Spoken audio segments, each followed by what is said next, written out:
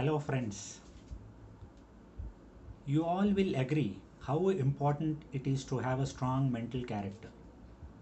There is a beautiful proverb which says, when there is no enemy within, there is no external enemy which can harm you. If you have a strong mind, there is no other person who can create or have any judgment about you. When you believe in yourself, you don't require any validation from others that you are good or bad. You need to work on yourself and create a strong mental character.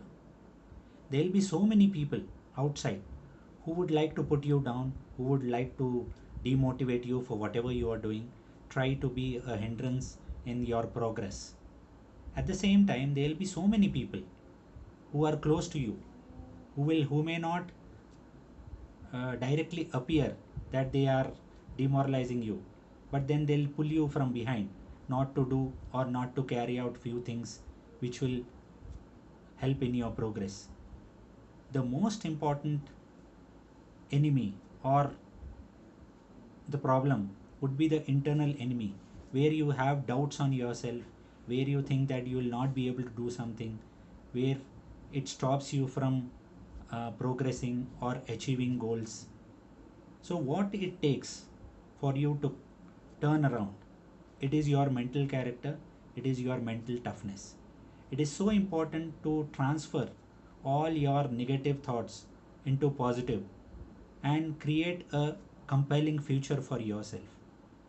Make yourself so strong that you will be able to move forward with your goals, you will be able to achieve your goals and see yourself in a much better position. You should be able to push yourself to such an extent that no internal enemy or external enemy will be able to pull you down at any point of time.